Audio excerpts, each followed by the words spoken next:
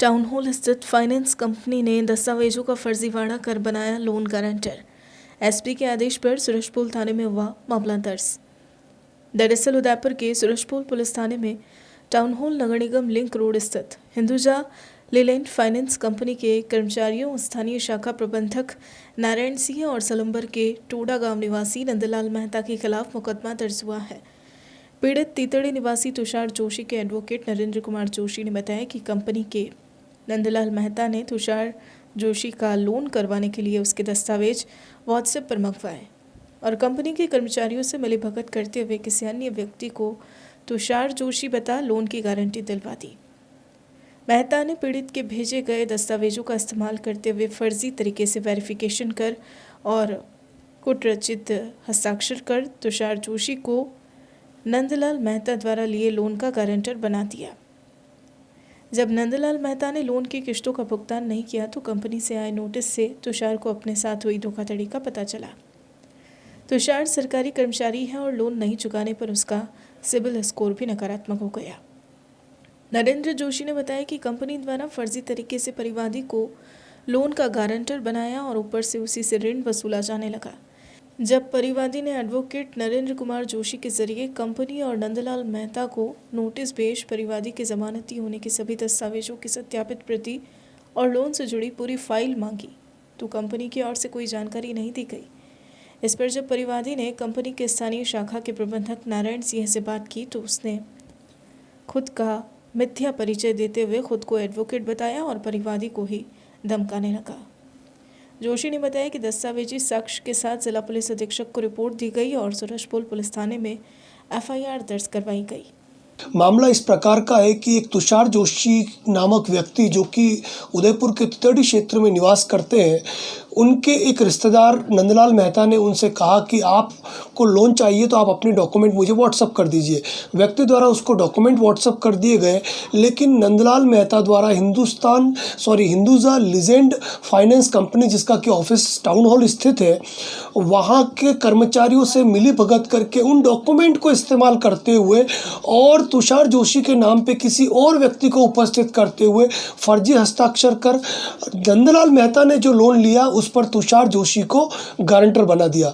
ऐसी अवस्था में जब कंपनी की तरफ से उसने किस्तें नहीं भरी तो कंपनी की तरफ से जब नोटिस आया और जब तुषार जोशी की सिबिल खराब हुई तो उसे मालूम पड़ा कि मुझे तो उस लोन में गारंटर बना दिया जो लोन मैंने लिया ही नहीं है।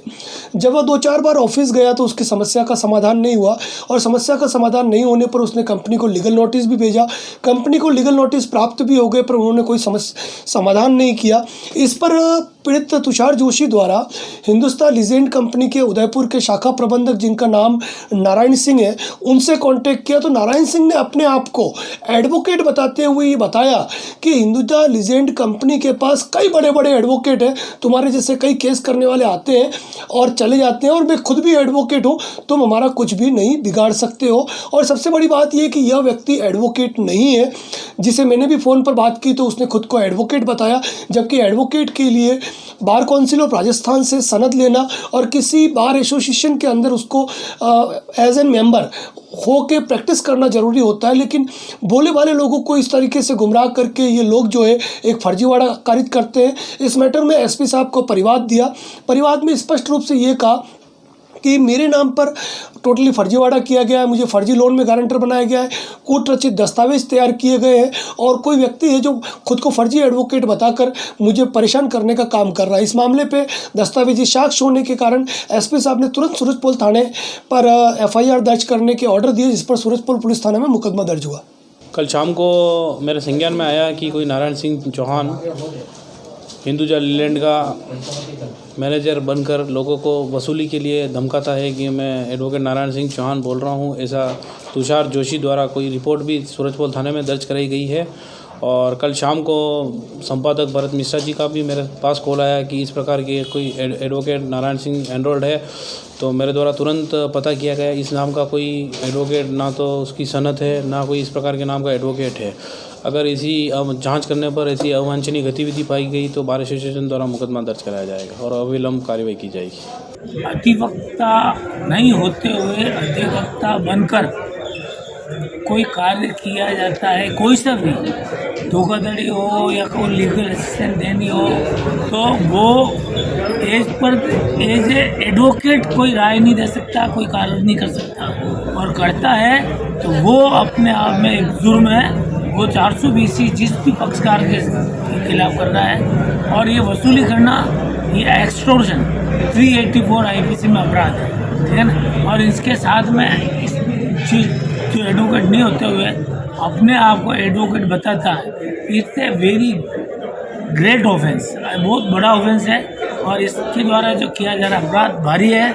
और ऐसे व्यक्तियों, एक नहीं कई एडवोकेट नहीं होते हुए एडवोकेट बन करके अपना उल्लू सीधा कर रहे हैं, लोगों को धोखा दे रहे हैं, और ये मामले आजकल बहुत ज़्यादा बढ़ रहे हैं। ऐसे व्यक्तियों को आपके न्यूज़ के माध्यम से आपने जो मुद्दा उठाया, वास्तव में एक गरीब व्यक्ति के साथ, जो परेशान परिवादी होता है, उसके साथ अन्याय नहीं हो, और ऐसे व्यक्तियों को अविलंब इस न्यूज़ के माध्यम से पुलिस अधीक्षक और IG उदयपुर और कलेक्टर साहब को और यहाँ के नेताओं को ये मैं अपनी तरफ से अपना पक्ष रखते हुए कहना चाहूँगा कि ऐसे व्यक्तियों पर कड़ी कार्रवाई की जाए।